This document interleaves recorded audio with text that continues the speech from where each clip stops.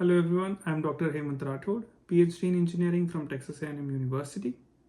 Welcome back to another video lecture based on class 11th and 12th syllabus.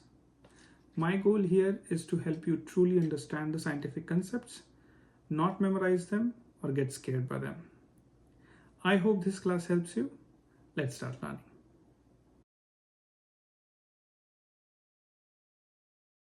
Okay, let's start our seventh class on motion in plane. और आज हम लोग numerical start करेंगे PYQs 2025 के। PYQ 2025, let's start with the first numerical. हमें दिया है a string of length L is fixed at one and. एक स्ट्रिंग है, उसकी लेंथ L है, it's fixed at one and and carries a mass M at the other and. एक string है, उसका मास M है यहाँ एक एंड पर, और दूसरे एंड पे वो फिक्स्ड है, पकड़ के रख दिया उसको। The string makes 3 pi revolutions per second. मतलब एक सेकेंड में, अच्छा, टोटल टाइम पीरियड टी में, गलत हो गया।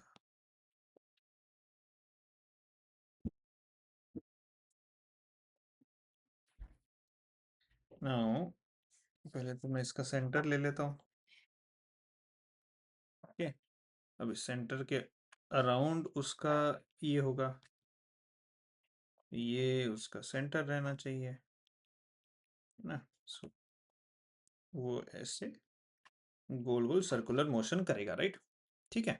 Now total time period T में कितना रिवॉल्यूशन होता है सर्कुलर मोशन का, यूनिफॉर्म सर्कुलर मोशन का?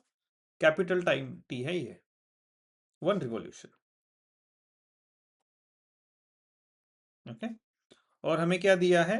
1 second T equal to 1 second equal to 3 by pi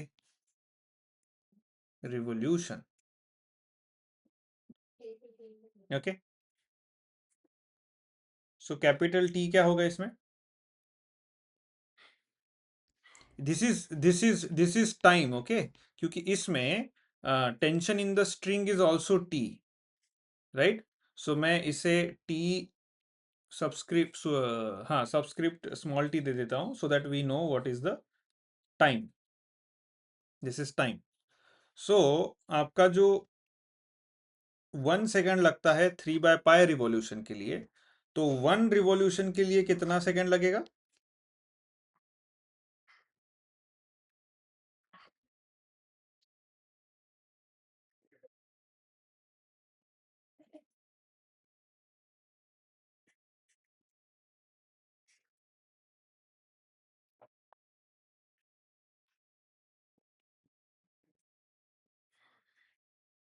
hmm,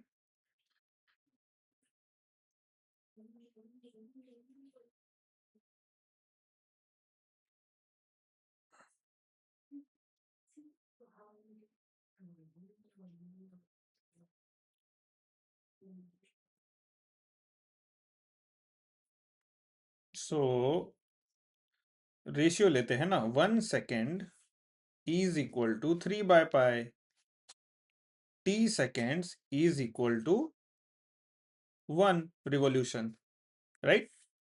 so capital T will be how much?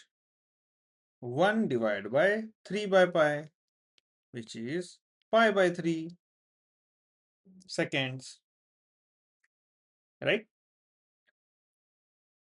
pi by 3 second लगेंगे for 1 revolution. Okay, ठीक है। अभी ये जो रिवॉल्यूशन है 3 बाय पाई, ये रेडियन में दिया है हमें। Revolutions, the string makes 3 by pi revolutions per second, और रिवॉल्यूशंस पर सेकेंड या फिर per second is unit of what? 3 by revolution per second is what? It is angular velocity, right? Which is theta by t. Theta मतलब एक revolution का कितने time में, right. सो हमें क्या दिया है भाई, 3/π revolution in 1 second. So omega कितना हुआ आपका, 3/π पर second, second inverse. Yes, okay. Now इसमें गड़बड़ क्या है,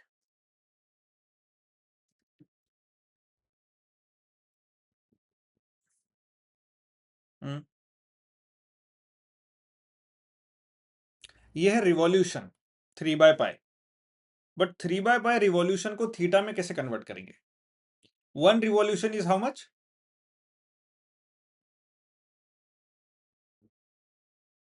2π, exactly. So 3/π revolution is how much theta then?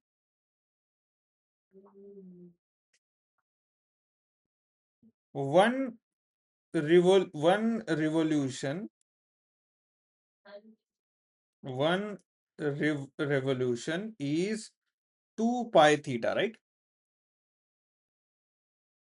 Right? Then 3/π revolution is how much theta? या फिर थीटा ले लेता हूं मैं यहाँ। सो आपका इससे थीटा क्या मिलेगा मुझे,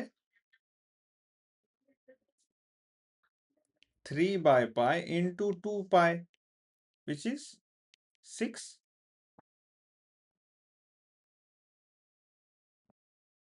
Right? So I have to multiply by 2π here. So omega will be 6 amount of angle per second. Right? Okay. Now, ये is this clear? So हमें क्वेश्चन में पूछा, ये बोला है कि इसका string makes 3/π revolutions per second around a vertical axis through the fixed end. The tension in the string is, हमें T निकालना है। हमें गिवन दिया है ये और हमें ये निकालना है। So there has to be some relation there, और हमें मास दिया है m, है ना, लेंथ दी है कैपिटल L। ओके, अभी ऑप्शंस हमें दिए हैं। Option A is 8 mass into length, B 12 mass into length, C 24 mass into length and D 36 mass into length, right. Okay, so what can we do? अभी ये जो circular motion है, इसमें दो दो हमारे पास मेन इक्वेशंस थे। ये अगर टेंशन T है, इसकी डायरेक्शन ये है, so there is one component of tension T, और थीटा ये है, थीटा ये है, ये कंपोनेंट है T cos थीटा, जो अपवर्ड है, जो बैलेंस कर रहा है किसको किसको, डाउनवर्ड फोर्स को, which is force due to gravity, which is mass into gravity, right?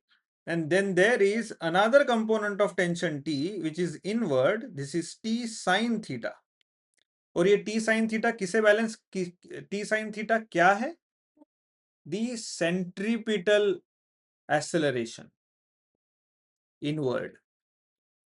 Force T sin theta is tension, which is force. So T sin theta is again force, but of what is then this force is supporting what? Force due to centripetal acceleration. ये समझ गया?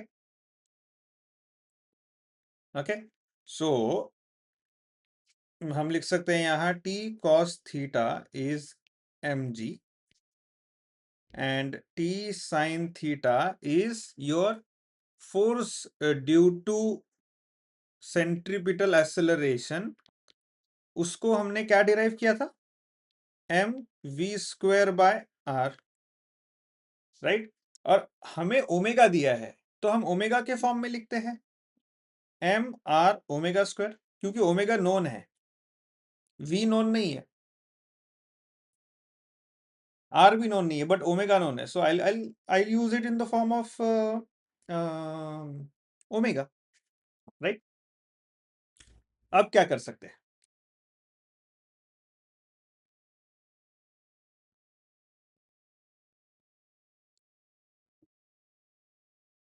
सो यहां से t क्या हो जाएगा? t will be m r omega is what? 6 का square divide by sine theta. Okay, so मुझे क्या मिल गया? 36m r bye sine theta. अगर आपके पास टाइम नहीं है तो आप कौन सा आंसर टिक करोगी?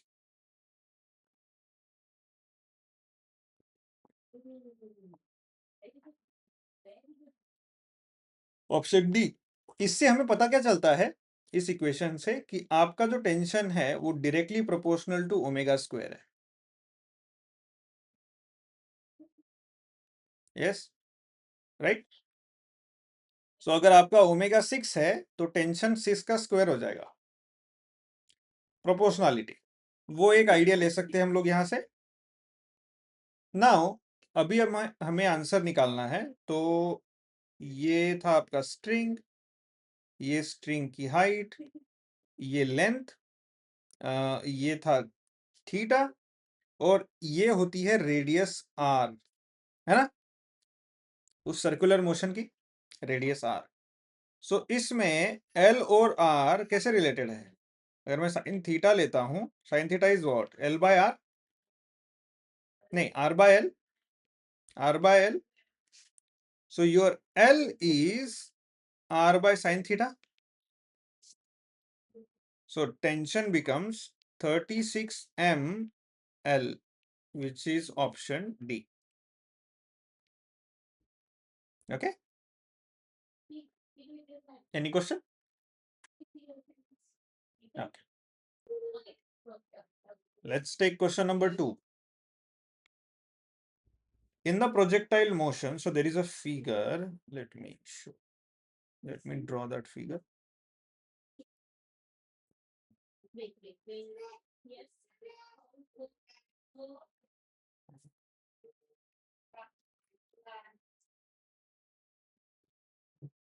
Okay, this is location A, and this is angle theta, and this was point B. This is your X.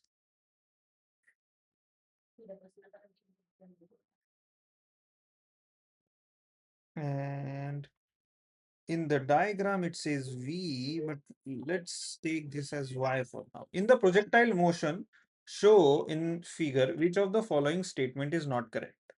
हमें statements दिए हैं. Statement A, the acceleration in the vertical direction is same at point A and B. Acceleration in vertical direction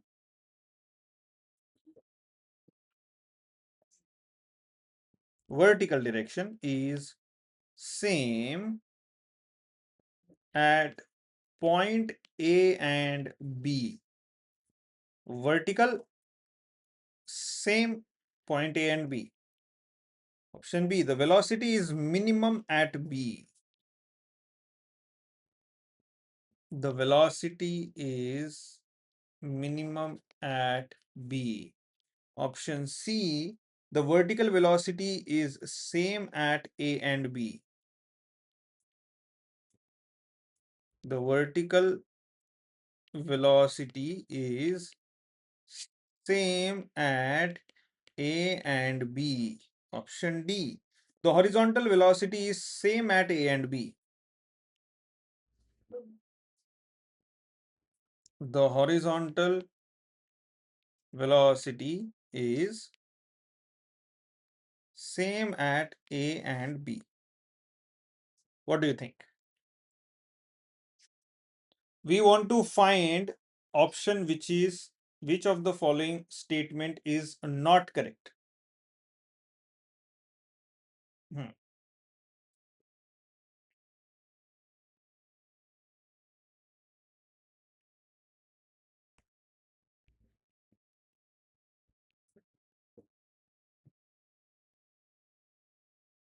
Yes, we can use method of elimination. Okay, so This one is v, velocity, and the curve they have given is almost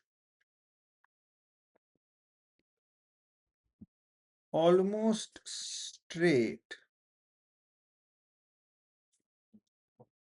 कुछ ज्यादा ही straight है, ठीक है. So acceleration in vertical direction is same at point A and B. Do you think this is correct or wrong?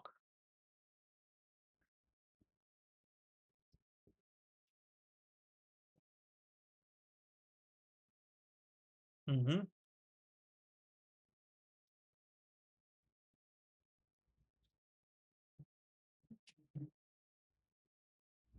Horizontal की velocity क्या होती है?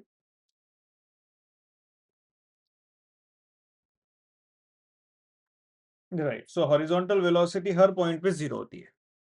Okay, there is nothing.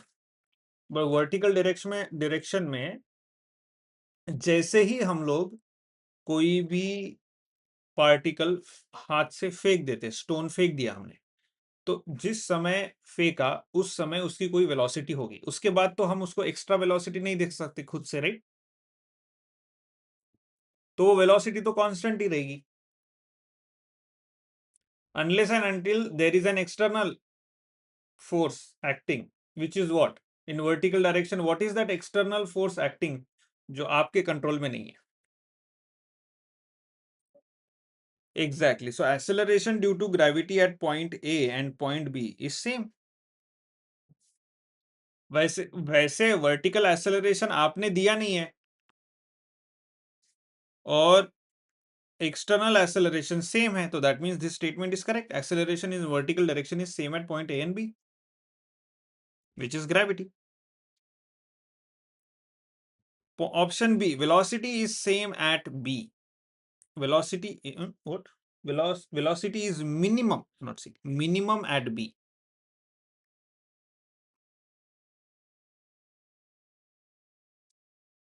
Because velocity at any point is under root of उसका x component का square and y component का square.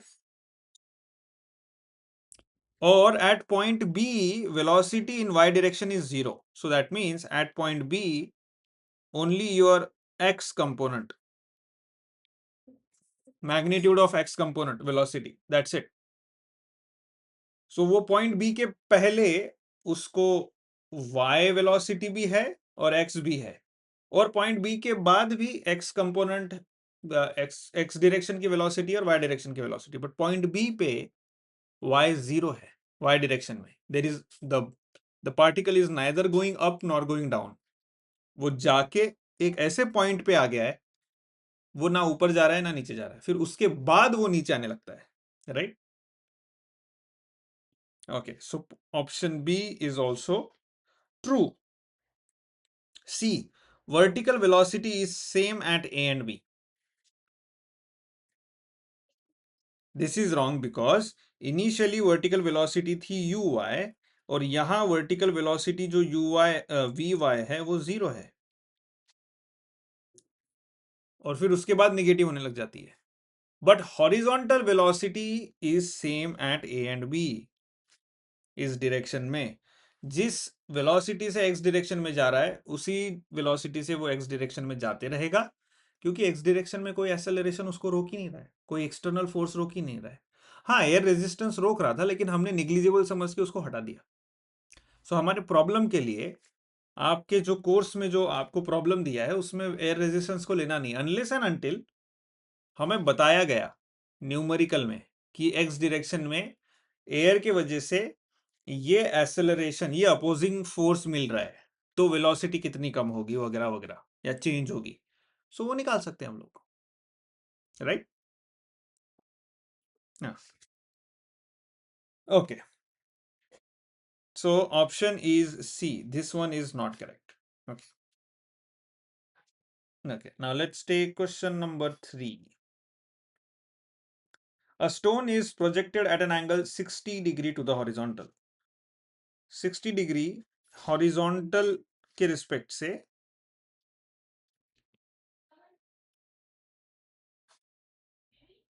60 degree, this is theta, 60 degree ऐसा stone फेंका गया, ओके, और वो जाएगा कहीं. The ratio of kinetic energy of a stone at the point of projection to its kinetic energy at the highest point of the flight will be. Kinetic energy क्या होती है?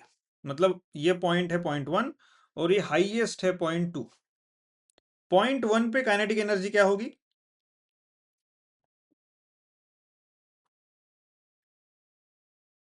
हाफ mv², ओके, इस पे यहाँ पे v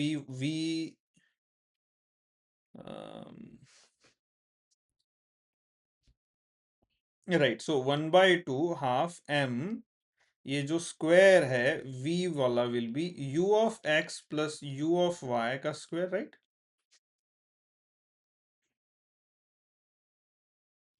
okay, now kinetic energy eight second point is half m, ये v1 कर देता हूं, v2².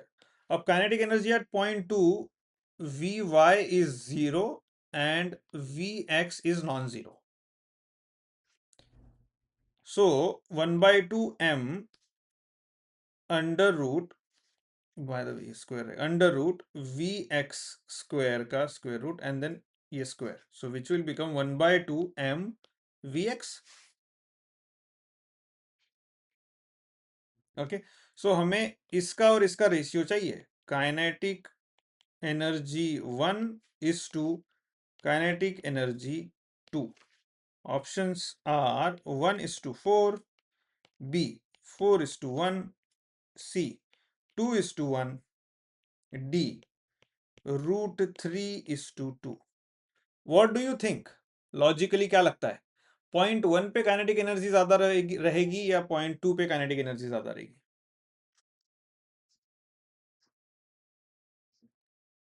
पॉइंट 1 पे ज्यादा रहेगी. The ratio of kinetic energy of stone at the point of projection to its kinetic energy at the highest point of flight. Point 1 पे हम्म हम्म हम्म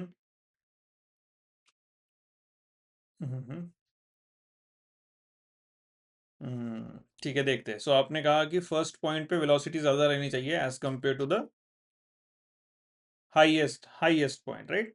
और हमें दिया है cos of 60 degree is 0.5.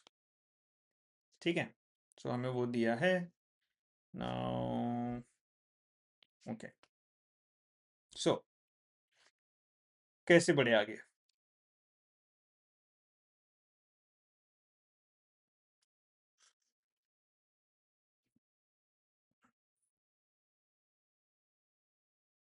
Hmm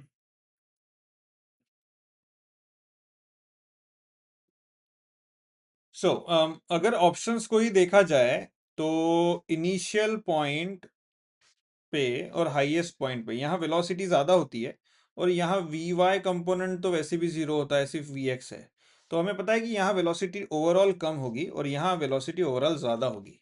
so since kinetic energy is proportional to v², okay, so ये v² और ये v² में ये वाला v² इस v² से बड़ा होगा. Okay, right? सो लॉजिकली आप कौन सा सिलेक्ट करोगे answer A B C D में से, अगर आपके पास टाइम नहीं है और लॉजिक यूज करना है कि पहला वाला काइनेटिक एनर्जी v² है, दूसरा वाला काइनेटिक एनर्जी भी v² है लेकिन वो v छोटा है. सो रेशियो कैसा होगा? तो पहला बड़ा और दूसरा छोटा, उसमें ऑप्शन है हमारे पास 1, 2 और 3. लेकिन ये दो कुछ ज्यादा नहीं, ये ऑप्शन ही नहीं है बाय द वे, √3 है. सो ये तो ऑप्शन ही नहीं है. सो हमारे पास दो ही ऑप्शन है, राइट? और उन दोनों में से कौन सा ऑप्शन आपको स्क्वायर के टर्म में दिख रहा है? Option B. तो अगर लॉजिकली टाइम नहीं है, सॉल्व करते नहीं आ रहा है, भूल गए हो, सो ये लॉजिक लगा सकते हैं कि क्या एक्सट्रैक्ट कर सकते हो आप इस क्वेश्चन से, क्या इंफॉर्मेशन एक्सट्रैक्ट कर सकते हो। इंस्टेड ऑफ जस्ट तुक्का लगाने से अच्छा मैं इसमें से क्या इंफॉर्मेशन एक्सट्रैक्ट कर सकता हूँ। काइनेटिक एनर्जी वी स्क्वायर से प्रोपोर्शनल होता है, सो इस इंफॉर्मेशन का क्या यूज कर सकते हैं। तो उस हिसाब से हम लोग यहां पहुंचे। अब सॉल्व करके देखते हैं कि क्या होता है। ठीक है, सो हमें क्या दिया है कि initially velocity v was at angle 60। Okay, और मुझे 2 पॉइंट पे वेलोसिटी निकालना है, और उस वेलोसिटी मतलब मास तो कांस्टेंट है, तो मुझे मास का लेना देना नहीं है। Since kinetic energy is half m v square, मुझे चाहिए v at every point, because mass m at every point is constant, so I don't have to worry about it. वो रेशियो में वैसे भी कट हो जाएगा, मास 1/2 और मास कट हो जाएगा। सिर्फ वेलोसिटी चेंज हो रहा है, वो कट नहीं होगा, सो वो रेशियो मिलेगा हमें। सो दैट मीन्स पॉइंट 1 पे और हाईएस्ट पॉइंट 2 पे मुझे वेलोसिटी चाहिए। पॉइंट 1 पे वेलोसिटी है आपकी v एट एन एंगल 60, और ये v क्या है? Under root of v x square plus v y square, right. V x क्या है इस केस में? V x is v cos 60 and vy is v sin 60. Okay, vx is v cos 60, cos 60 is 1/2, so v/2 हो गया ये vx, and what is sin 60?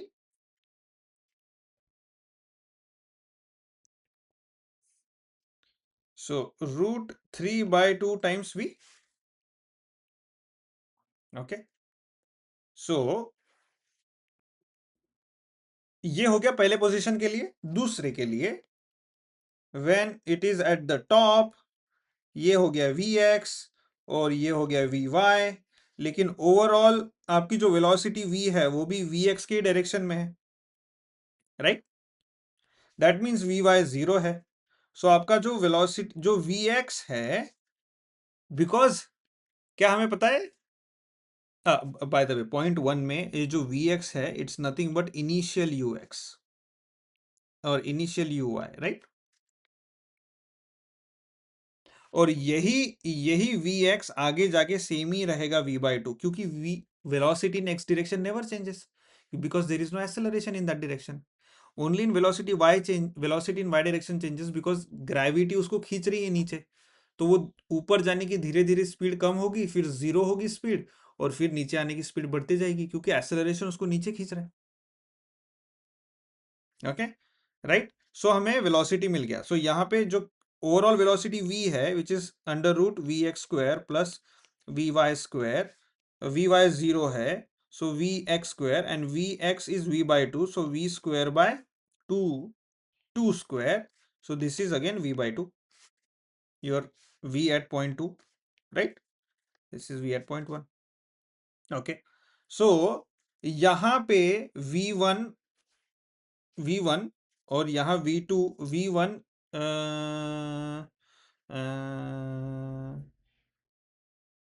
Okay, हमें ratio लेना है तो हमें उसको उसके फॉर्म में लिखना पड़ेगा, राइट, पहले। So your vx is v1 cos theta, that means v1/2, vy is v1 sin theta, that means वो root 3/2 v1। ओके, और v of x जो है वो बदलेगा ही नहीं, v1/2 ही रहेगा। सो v of x will v second point पे भी इनिशियल वेलोसिटी सेम ही है, तो उसको v1/2 लिख सकता हूं मैं, राइट। यस, ये क्या ये समझा आपको?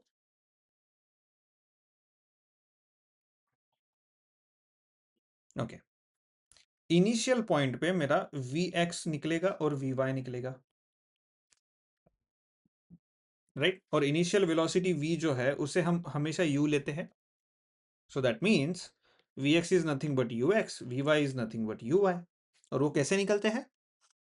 अगर मैं इनिशियल वेलोसिटी को v1 कह रहा हूं तो vx क्या हो गया या फिर ux क्या हो गया v1 cos theta. So cos theta is 1/2 तो v1/2 हो गया। Initial velocity in y direction is v1 sin theta sin 60 is √3/2 v1। हाँ, तो अभी ये मुझे vx equal to ux equal to v1/2 मिल गया मुझे, राइट। क्या ये v1/2 ऊपर जाने पर चेंज होगा इन x डायरेक्शन? नहीं, सो मुझे ये भी v1/2 ही मिलेगा ना x डायरेक्शन में। सो नाउ मेरा vx इज v1/2। समझ गया?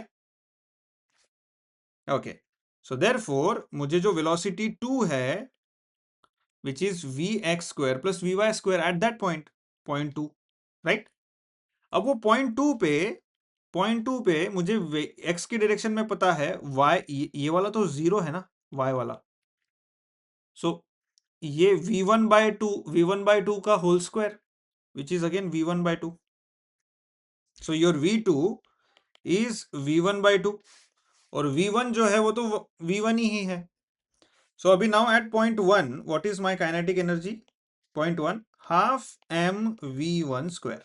Eight point 2 kinetic energy is half m v2², right. So kinetic energy 1 bye kinetic energy 2 अगर रेशियो लेता हूं तो half m v1² by half m v2²। Half m cancel out, v1² bye v2², right. v1² by what is v2? v2 is v1/2. So again v1² by 2² which is 4. v1² cancel out, so 4 by 1 which is what? Kinetic energy 1 is to kinetic energy 2 का अगर ratio लेता हूं which is 4:1. See, 4 is in square form, right, which is v1² is to v2². Okay, ठीक है। Okay,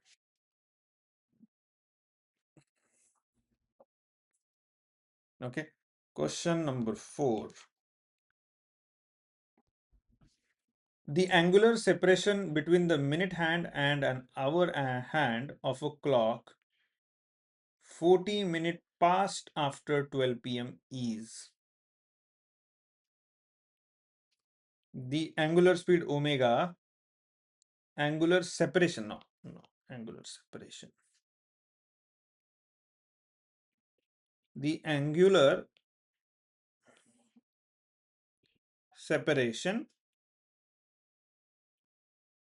between the minute hand and the hour hand of clock 40 minutes past after 12 p.m.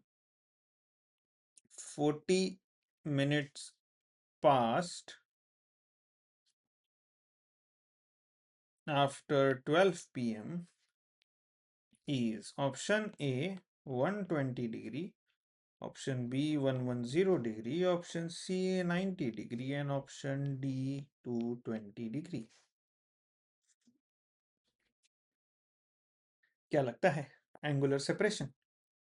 Angle 12:40 12, right. तो 40 minute कहाँ होंगे? Somewhere here. So your minute hand will be somewhere here, but your hour, अगर ये 12 है ये 1 है, your hour and hand will be somewhere here. So ये angle क्या है? थीटा।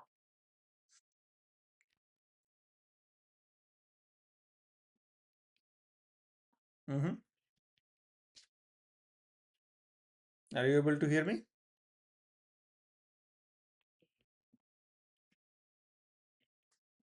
No?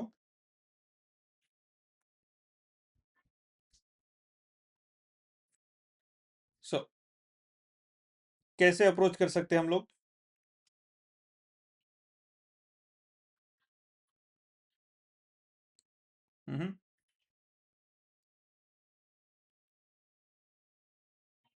सो हम क्या कर सकते हैं कि फॉर एग्जांपल अज्यूम करते हैं कि आवर हैंड और मिनट हैंड दोनों एक पोजीशन पे है 12, राइट, जिसमें थीटा इक्वल टू 0 डिग्री। अभी क्या होगा, नेक्स्ट 40 मिनट आवर हैंड थोड़ा घूमेगा, मिनट हैंड 40 मिनट घूमेगा, राइट, ओके। सो हमें दोनों का अगर एंगल निकालना है यहां से कि एक कितना गया और दूसरा कितना गया, तो फिर उनके उन दोनों में डिफरेंस निकाल सकते हैं हम लोग, राइट। सो पहले निकालते हैं कि how much does hour hand travel, hour hand कितना थीटा ट्रेवल किया in 40 minutes, right. By the way, hour hand travels 360 degree in how many minutes?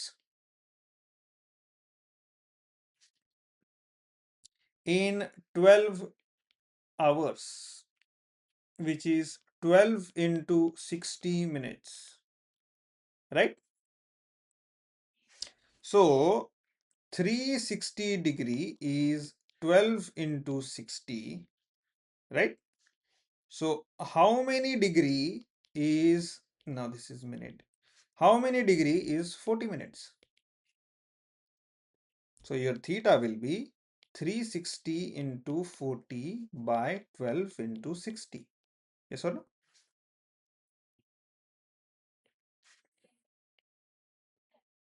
Okay.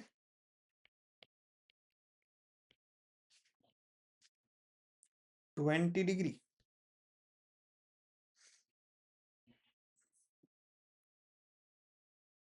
Okay. So our hand traveled 20 degrees in 40 minutes, right? So that means आपका जो watch है उसका our hand यहाँ पे था, अभी वो 40 मिनट में यहाँ पहुंच गया है 20 डिग्रीज। एक बजने के लिए कितना लगेगा? ये 3 है, ये 1 है, ये 2 है, ये 3 बजने तक कितना होता है? 90 डिग्री। सो 30 डिग्री, 1 बजने के लिए उसको 30 डिग्री मूव होना होता है, राइट। सो 30 डिग्री मूव नहीं हुआ, 1 बजा नहीं है, 40 ही मिनट हुए, सो 20 ही डिग्री मूव किया वो, राइट। सो आपका ये आवर हैंड है। नाउ मिनट हैंड कितना ट्रैवल, अभी हमें क्या मिल गया कि भैया ये जो न्यूट्रल पोजीशन हमने ले रखी थी, यहां से 20 डिग्री ट्रैवल किया है आवर हैंड। अभी हम लोग देखते हैं मिनट हैंड कितना ट्रैवल किया है। सो एक मिनट हैंड 360 डिग्री कितने मिनट में ट्रैवल करता है?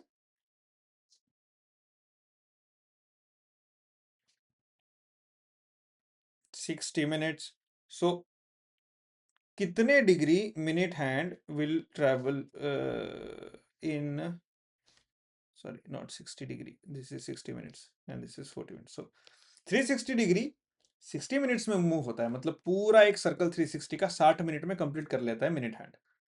तो 40 मिनट में कितना थीटा कवर करेगा, तो वो रेशियो लेंगे, डिवाइड करेंगे, तो theta cross multiply, right, 360 into 40 by 60,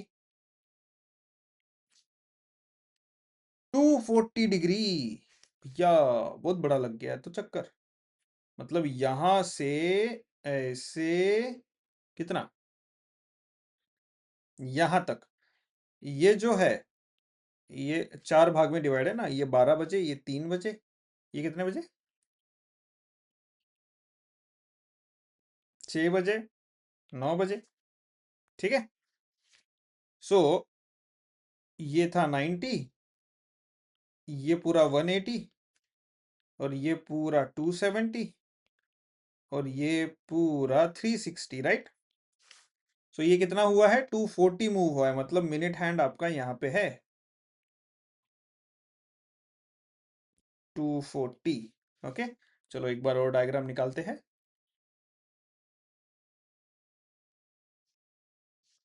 आपका जो आवर हैंड है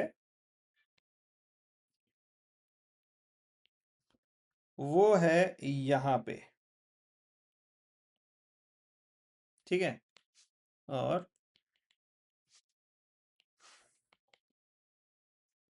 आपका जो मिनट हैंड है वो है यहाँ पे, राइट। एंगल कितना है? 20, और ये एंगल कितना है? 240, राइट। हमें पूछा क्या है? The angular separation between the minute hand and the hour hand of the clock 40 minute past after 12 PM is. कितना है दोनों में डिफरेंस?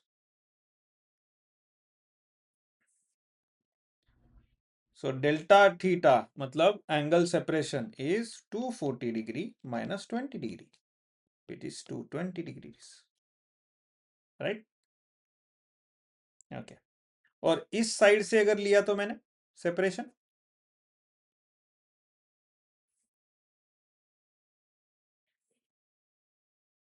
नहीं, पहले पहले मुझे क्या करना होगा, ये वाला एंगल निकालना होगा ना, विच इज, हाँ, 360 minus 240 which is 120, 120 plus 20, 140 degrees होगा। But do we have that in the option? No, right. So question थोड़ा और अच्छे से स्पेसिफाई करते, angular separation in clockwise direction.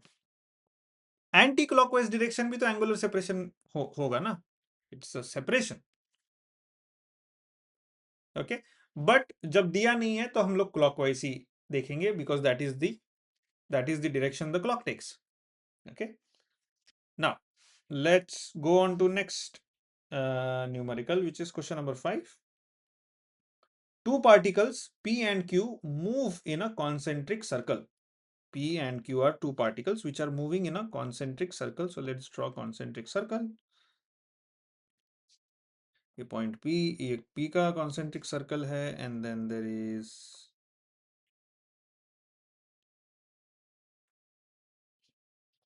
Q का concentric circle. No.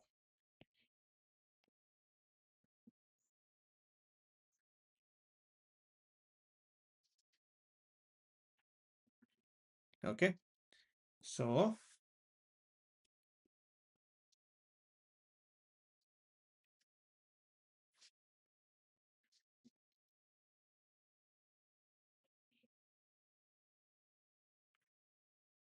okay, so now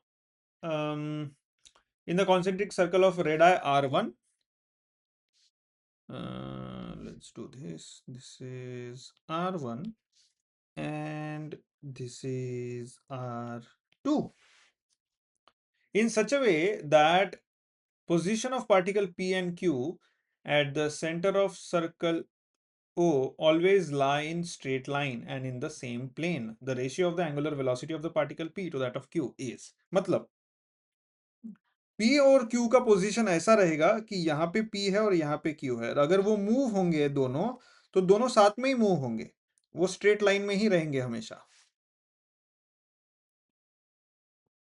that means time period for particle P is equal to time period for particle Q, yes और no? दोनों को एक रिवॉल्यूशन कंप्लीट करने में same ही time लगेगा, साथ में ही मूव हो रहे हैं ना, साथ में ही मूव हो रहे हैं, ऐसे बैंड में उनको उतना ही टाइम लगेगा, अलग अलग मूव नहीं हो रहे, वो एक ही साथ मूव हो रहे हैं, राइट। जैसे कोई भी व्हील होती है गाड़ी की, उस पे स्पोक्स होते हैं। अब मैं क्या करता हूं, वो व्हील पे यहां एक स्टिकर लगाता हूं और यहाँ एक स्पोक पे स्टिकर लगाता हूँ, या फिर अलॉय व्हील के अलॉयस पे जो जो उनका कनेक्टर है उस पे अगर स्टिकर लगाता हूँ, और वो जब गाड़ी भागेगी तो ये दोनों एक साथ ही तो घूमेंगे, right. So that is particle P and particle Q, okay. So हमें क्या निकालना है, लेकिन अगर उनका टाइम सेम है तो that means there is something different, क्योंकि रेडियस डिफरेंट है, there has to be something different, right. Okay, so time T equal to time Q। अभी time T radius and velocity से कैसे रिलेटेड है? क्या formula है?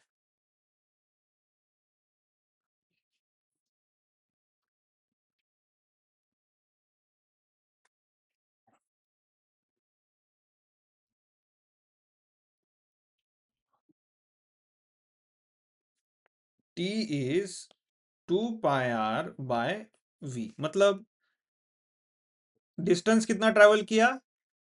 2πr सरकमफरेंस,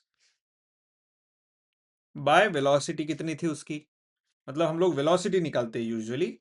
2πr पूरा circumference, और एक सरकमफरेंस ट्रेवल करने के लिए कितना टाइम लगता है? Entire time period which is t, so t will B 2πr/v।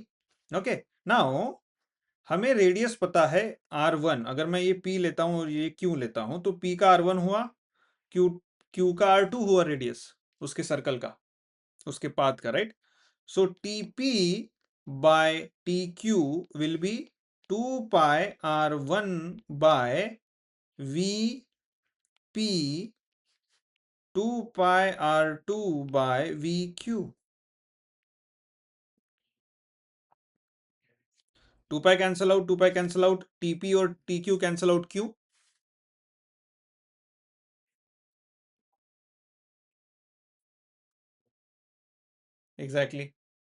Exactly. So now this is 1/1 equal to r1 into vq, ये vq ऊपर जाएगा, divide by r2 into vp। हमें रेशियो क्या चाहिए? Ratio of angular velocity of particle.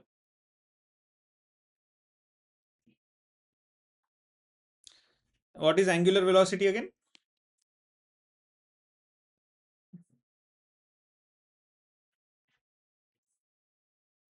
Omega is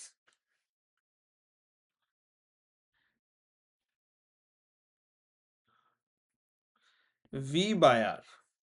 r by v मत करना, देखो ये है वेलोसिटी, तो इसका न्यूमरेटर में भी वेलोसिटी होना चाहिए, right? That is common sense. Dimensions dimension सही रहने चाहिए ना, यहाँ पे एक वेलोसिटी न्यूमरेटर में है और यहां दूसरी वेलोसिटी डिनोमिनेटर में तो नहीं हो सकती, ओके ना? हाँ, सो v बाय r है, तो मतलब ये क्या हो गया? ओमेगा ऑफ पार्टिकल p, और ये हो गया omega of particle q। So instead I can write omega of p by omega of q, which is what? 1। Angular velocity of p upon angular velocity of q is 1:1। अभी इसे logically कैसे solve कर सकते हैं? ये particle p है, ये particle q है, दोनों एक ही लाइन में घूम रहे हैं, और एंगुलर वेलोसिटी पूछिए omega. Omega is what? Theta by T, या फिर 2 पाई पूरा complete revolution by complete time period T. दोनों का थीटा तो हमेशा सेम है, हर टाइम पे दोनों का थीटा सेम है, तो दोनों का ओमेगा भी तो सेम ही होगा फिर, right? Okay, so omega is same. Omega same है, बट जो नॉर्मल, जो एंगुलर वेलोसिटी सेम है, बट वेलोसिटी सेम होगी। Angular velocity is 1:1. What is normal velocity का ratio? Quickly find out.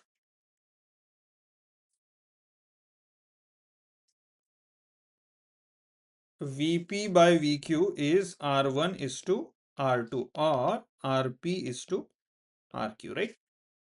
उनके रेडियस के हिसाब से उनकी velocities डिफाइन करेंगी, because omega is V by R, V is R omega, so velocity is proportional to R when omega is constant,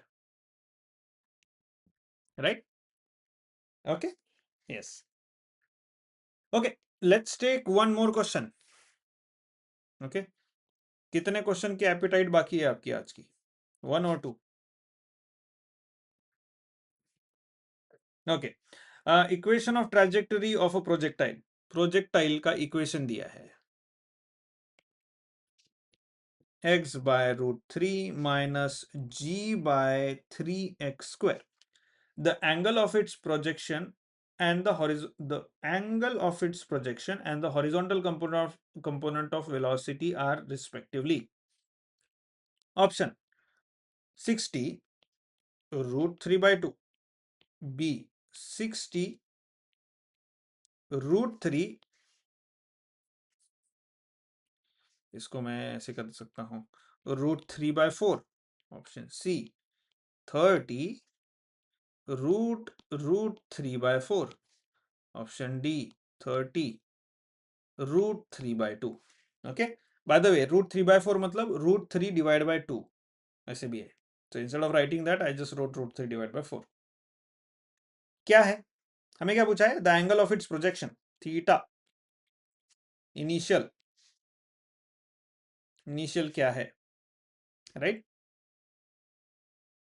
And then what the angle of its projection and horizontal component of the velocity ux, और हमें दिया है given tan 30 degree is 1 by root 3.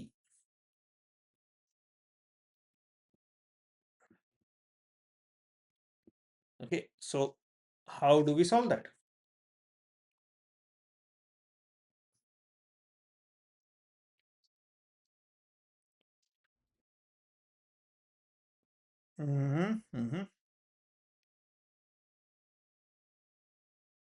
Exactly.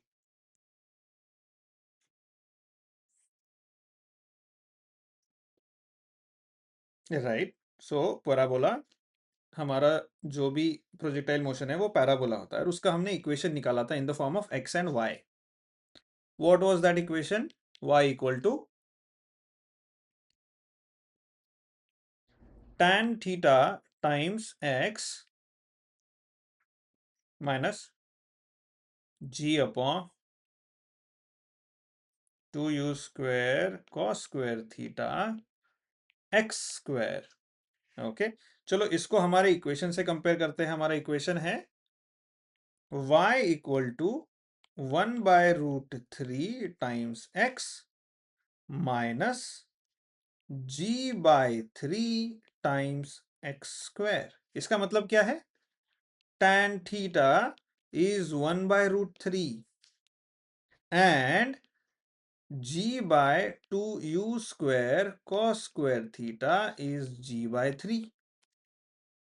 इससे क्या पता चला हमें, g cancel out.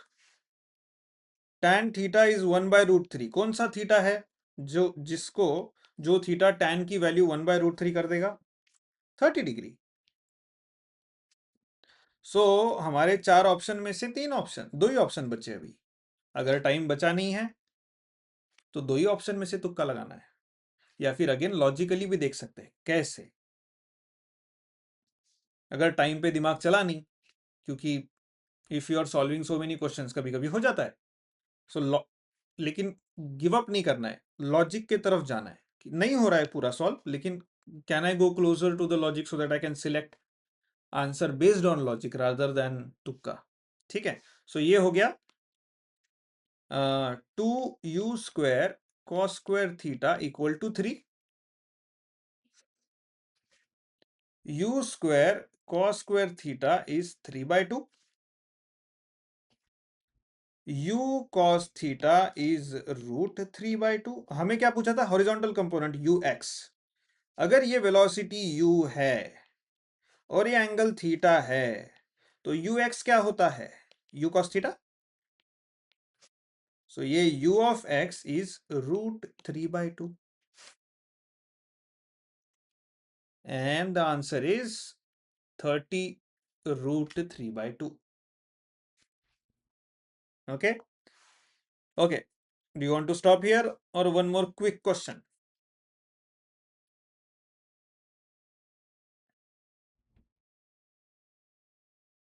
Okay, let's stop then. Let's stop here and see you guys tomorrow. Bye bye.